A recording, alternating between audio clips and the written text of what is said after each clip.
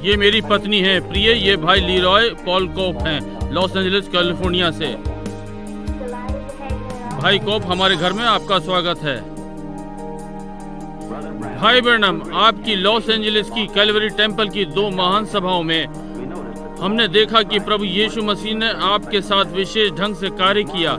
शानदार वरदानों के साथ मनुष्य के हृदय के विचारों को परखना और उनकी बीमारियां और चंगाई और चमत्कार।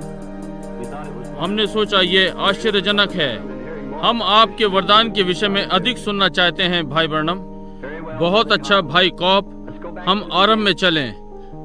मैं पूर्वी केंटकी के लट्ठे के छोटे से कमरे में जन्मा, जो कि बेर्क्सविले केंटकी के पास है।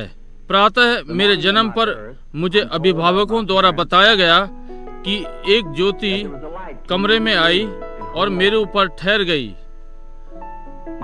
मेरे लोग धर्मी लोग नहीं थे, वे किसी भी कलीसिया में नहीं जाते थे। इस कारण से उनके बीच में हलचल हो गई। ये मेरे सारे जीवन भर मेरे साथ रही।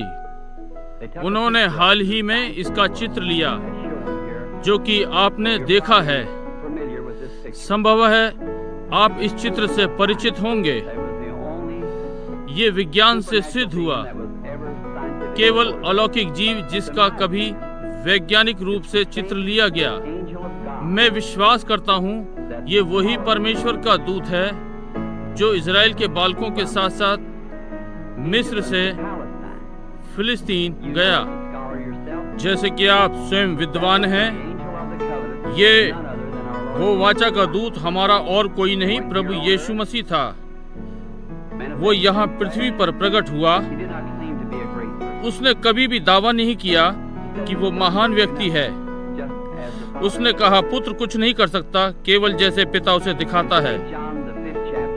यूहन्ना 5 में आप इस पवित्र लेख से परिचित हैं।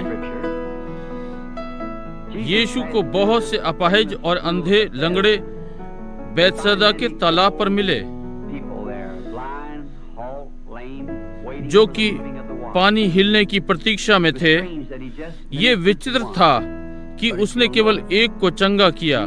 यदि आप ध्यान दें, वो जानता था कि वो व्यक्ति कहाँ था। पिता ने उसे दिखा दिया था, उसने इसे चंगा किया। संभवतः वो अपाहिज नहीं था, वो एक बिस्तर पर पड़ा था, परंतु यीशु ने उसे चंगा किया। और फिर आगे अध्याय में हम पाते हैं 19वें पद में यहूदियों ने उससे प्रश्न किया। हम आज प्रश्न कर सकते हैं क्योंकि परमेश्वर उन सारे लंगड़ों और अंधों लोगों को छोड़ गया और उन सब को चंगा नहीं किया। परंतु मैं यहाँ उसके वचन का उल्लेख करूंगा। उसने कहा, मैं तुमसे सच सच कहता हूँ कि पुत्र स्वयं से कुछ नहीं कर सकता, परंतु जो पिता को करते देखता है उसे पुत्र उसी प्रकार से करता है। उसके वचन के अनुसार उसकी सेवकाई उसके पिता की ओर से दर्शनों पर आधारित थी। क्या उसकी सेवकाई जैसे उसने अपने चेलों से प्रतिज्ञा की आगे नहीं बढ़नी चाहिए? वो चीजें जो मैं करता हूँ तुम भी करोगे, तुम इससे अधिक महान करोगे, क्योंकि मैं अपने पिता के पास जाता हूँ।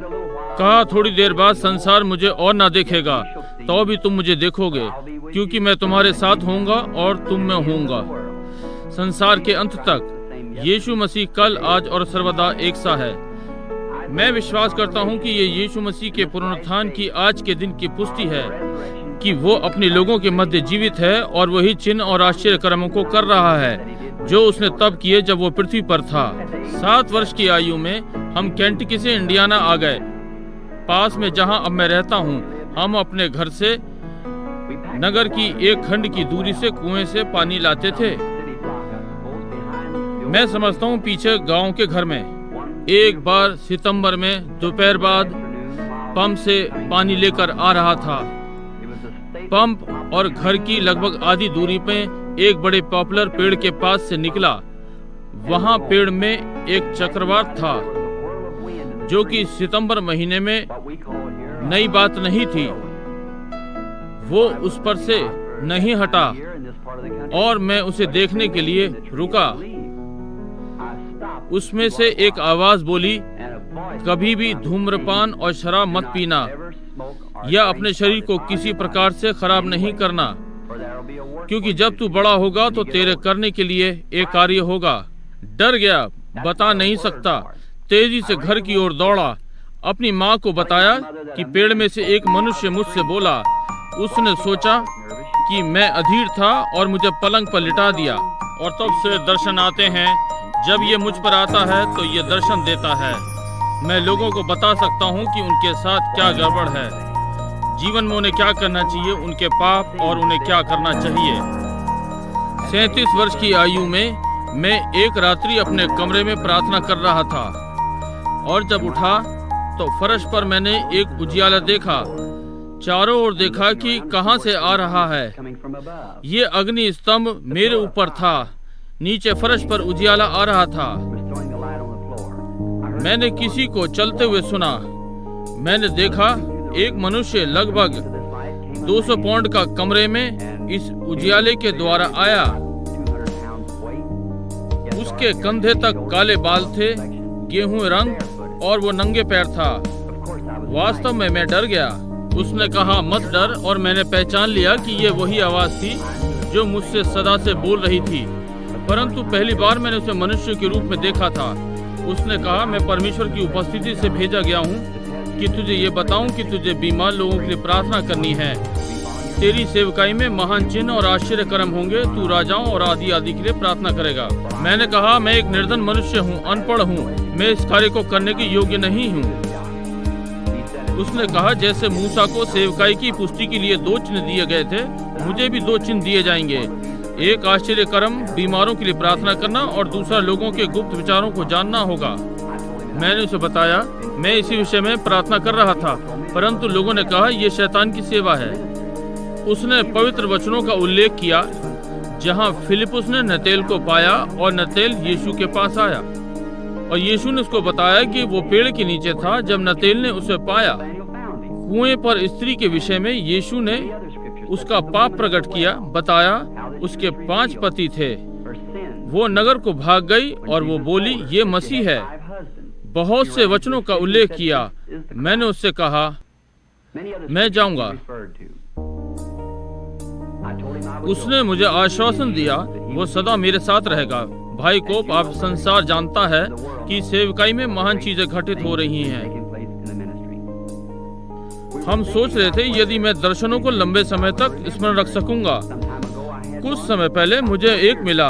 4 वर्ष पहले एक छोटे लड़के का था जो कार से टकराकर सड़क की एक ओर मरा पड़ा था और मरा हुआ था, जीवित किया गया। मैंने इस भविष्यवाणी के विषय में संयुक्त राज्य और कनाडा में सबको बताया था और उन्होंने इसे अपनी बाइबलों में लिखा था कि यह घटित होगा।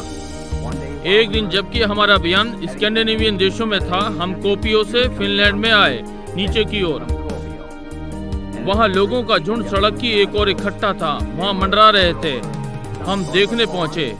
वहाँ वो छोटा लड़का था, ठीक वैसे ही जैसे मुझे दिखाया गया था।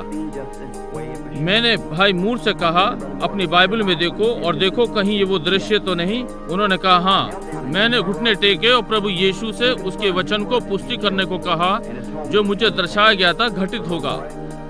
हमारे प्रभु के द्वारा वो लड़का फिर से जीवन में वापस लाया गया। आज वो जीवित है। भाई कॉप, ये थोड़ी सी चीजें हैं जो हमारा प्रभु यीशु आज की सेवकाई में कर रहा है, जो उसने मुझे दी है। मेरे नम्र विचार में ये उसके वचन की पुष्टि के लिए हैं। जो उसने प्रतिज्ञा की है वो इस दिन में होगा। आज हम उन्हें होते हुए देखते हैं। भाई कोप, इजराइल में अभियान के लिए मैं अपने प्रभु की सेवा इजराइल में करने के लिए आनंदित होऊंगा। मैं विश्वास करता हूँ कि मेरी सेवका यहूदियों पर प्रभाव डालेगी, क्योंकि जैसा वचन कहता है, यहूदी चिन्ह खोजते हैं, यूनानी बुद्धि। हम विश्वास करते हैं बहुत से यहूदी और दूसरे वहाँ पवित्र देश में प्रभु यीशु मसीह पर विश्वास करने के लिए आएंगे जब वे देखते हैं कि मसीही योएल नबी की भविष्यवाणी को पूरा कर रहे हैं। हाँ भाई कोप, मैं निश्चित हूँ कि आप पुराने नियम से योएल 2:28 का उल्लेख कर रहे हैं, कैसे उसने भविष्यवाणी की है। अंतिम दिनों में वो अपना आत्मा सब प्राणियों पर उंडेलेगा। पुत्र और पुत्रियां भविष्यवाणी करेंगे, बूढ़े स्वप्न देखेंगे, जवान दर्शन देखेंगे। भाई ब्रनम, अभी के लिए हमें अलविदा कहना है। ये आनंद में रहा। परमेश्वर ने चाहा हम आपको आने वाले 2-1 दिन में शिकागो में फिर से मिलेंगे। सज्जनों, आज रात्रि आप लोगों को अपने घर में पाकर प्रसन्नता हुई। हम शिकागो की सभाओं में मिलने के लिए प्रार्थना करेंगे और परमेश्वर के अनुग्रह से मैं आपसे वहां मिलने की आशा करता हूं। क्या आप चाय लेंगे? धन्यवाद बहन ब्रनम, ये अच्छा रहेगा। धन्यवाद, धन्यवाद, धन्यवाद प्रिय।